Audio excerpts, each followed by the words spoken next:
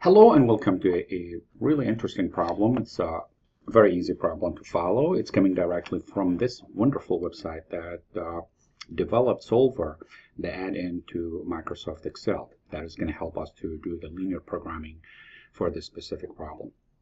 So what I want to do here is to read the problem very easily. Most of it is done already for us with the table, as you will see here. This is the table. But for us to go ahead and figure out what we need to do, I'm going to go ahead and read it. Shouldn't take too long to figure that out. Imagine that you manage a factory that produces 4 different types of woods paneling. So each type of paneling is made by gluing. So we have a glue here, and pressing together a different mixture of pine and oak. So the following table summarize this table here. Summarize the required amounts of gluing, pressing, and mixtures of wood chips required to produce a pallet of 50 units of each type of paneling. So this is actually the pine chips, and this is going to be the oak chips in pounds. In order to produce the Tahoe type of paneling wood, we need 50 of the gluing, 5 for the pressing, and 50 of the pine chips, and 500 pine chips, 500 pounds of the oak chips. The same thing for Pacific. These are the data that's going to make it up. The Savannah type Aspen is this one here as well. But there are other things associated with the model that we are trying to process here. In the next cycle production, you have 5,800 quarts of a glue. So this is what we call a constraints. Since I did the table, I'll keep myself organized here.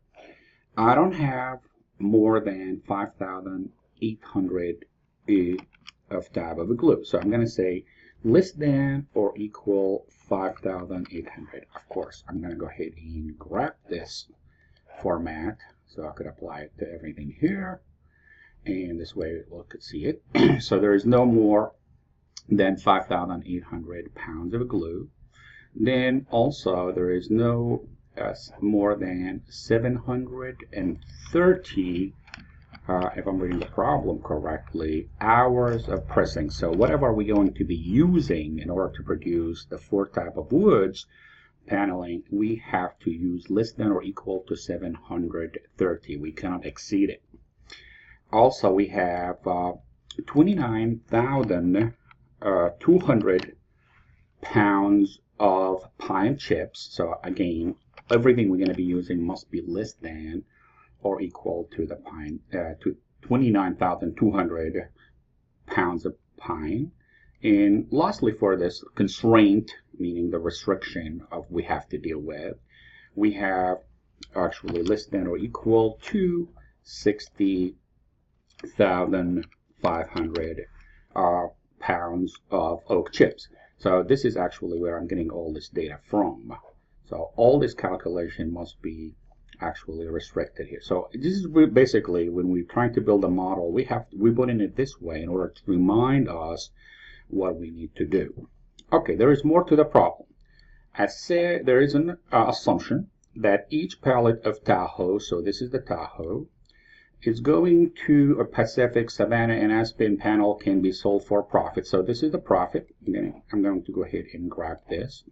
Here we go. This is the profit.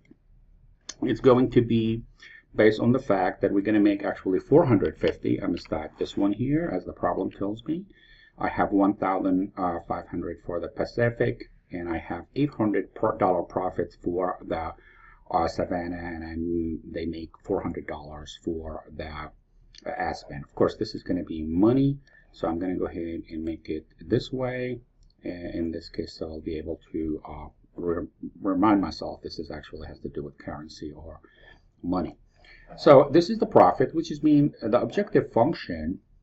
It's going to be basically this is value multiplied by the amount of the amount that we're going to produce concerning the Tahoe table, the Tahoe paneling, and this is going to be multiplied by the amount of Pacific we're going to produce by the model, or the model is going to tell us what we should produce rather.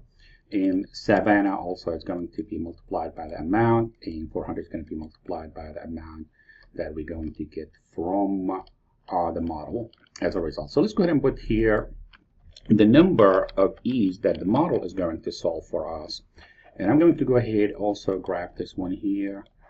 You could put it in any way. If you've seen different videos that I recorded, I have a different approach to this one here, but it doesn't matter because, you know, as long as we understand what we're trying to do here.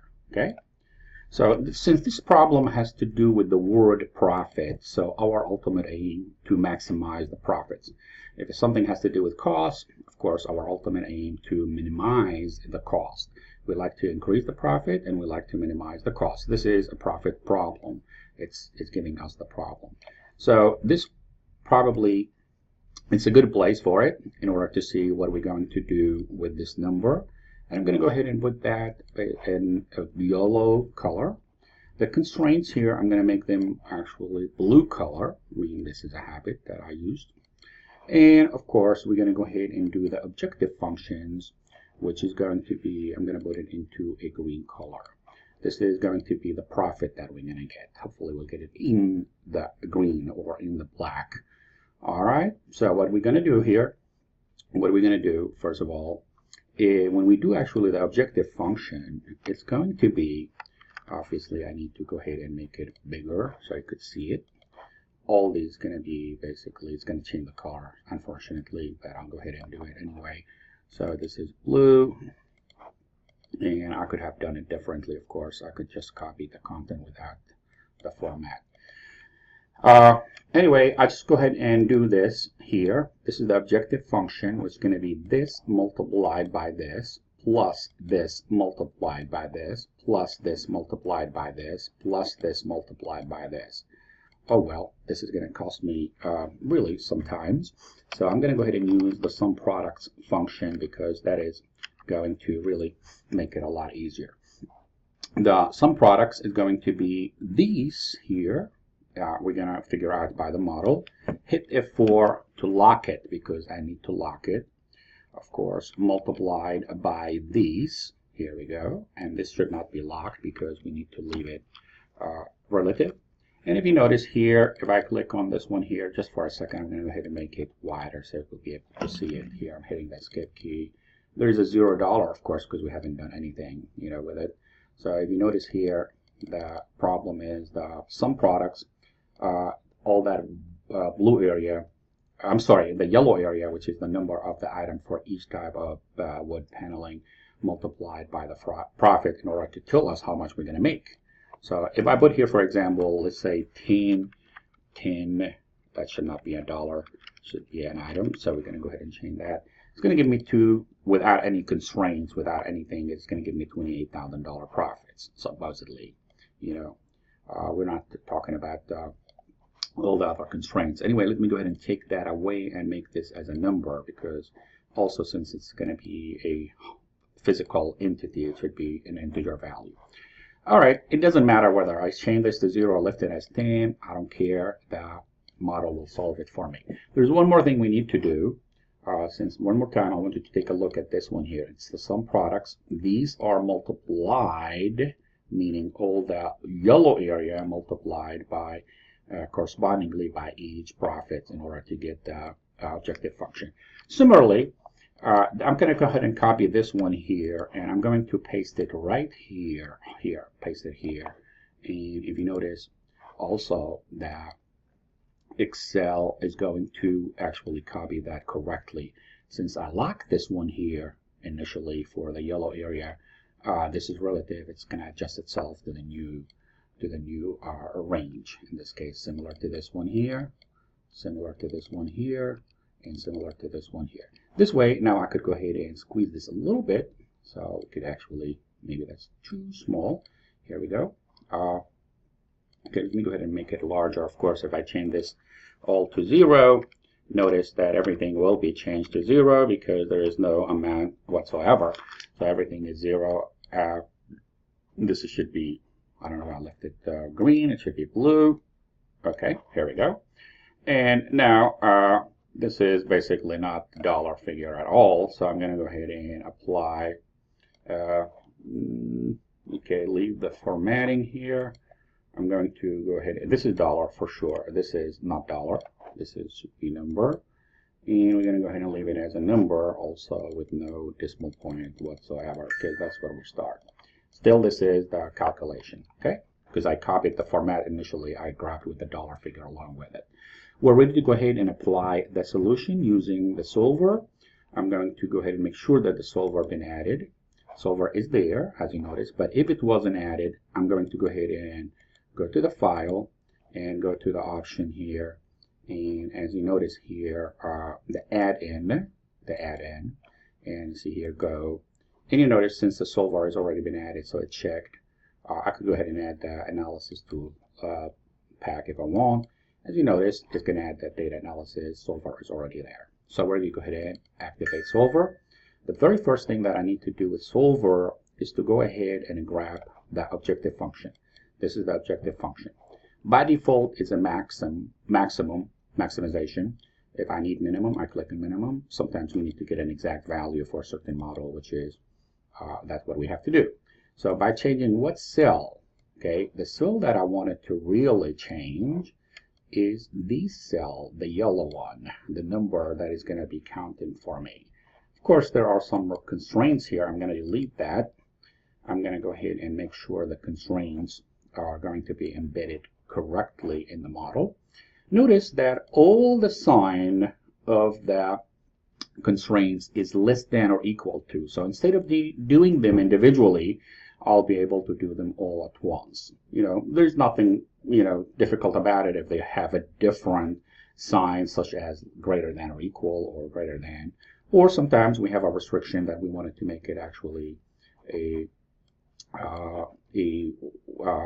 binary or a digit, so we have to force it to be that way.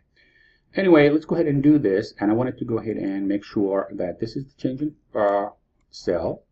These are, just in case when I play around, things could change very easily. Now we're going to go ahead and add what?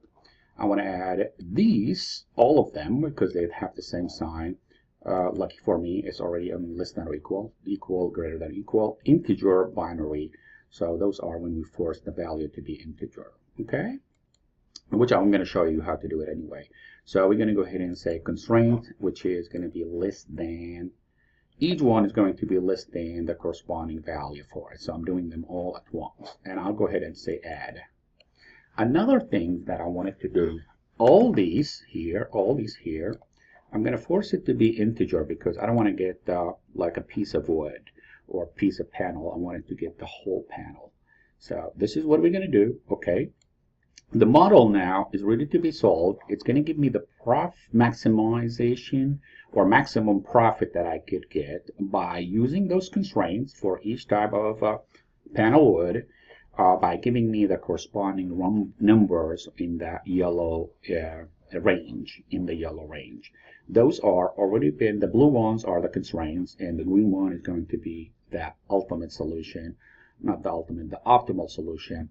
It's a better word, optimal solution. I'm going to go ahead and solve this, and as you notice, I'll have to drag it from the other screen. It did find an answer, and I'm going to say, okay, let's go ahead and look at it. And as you notice, it's $58,800 actually dollar. And notice that all of these are integer value because I force it to be integer, integer, integer. Oh, there is no need to produce any Aspen as a result of this solution in order to maximize the profit. And notice that I did use the full amount of glue that available for me. I used all the pressing. I used all the pine chips, but I did not utilize all the oak chips because it's less than or equal to 60,500. That means this is what not fully utilized, but that's the best solution that we could get the model to create for us. So if I change here, for example, let me show you here. Let's say I set here 100 because I got greedy. No way we could do it because this has already been violated. This has already been violated. This has already been violated. This has already been violated when it comes to the constraints. So we cannot violate the constraints if we did it ourselves. That's why we rely on solver in order to go through all the process, whatever is required from it in order to come up with the best solution. One thing I forgot probably to do, which I should have done, because this is a simple linear programming, I should change the GRG, which is more complicated, and say here the solver, and notice it's going to give me the same solution because it's really not that difference, but since this is simple linear programming, I should choose the symbol instead of the GR. Remember the acronym, I always forget it, so let me go ahead and say this is the GRG, yes. I don't want to give some wrong information here. So let's go ahead and see that we need to communicate this result to the management to tell them, okay, this is what we should be producing concerning the Tahoe, the Pacifics, the Savannah, and sadly, we're not going to do any Aspen. It makes sense because the amount of profit is really minimum here, for the similar amount of work. So that's basically the model is kind of like produce a very solid solution. If you try to probe into how it arrived to that solution, you'll find it should be making some sense. Thank you very much. I hope you enjoyed this. I hope to see you in the future videos. Bye-bye.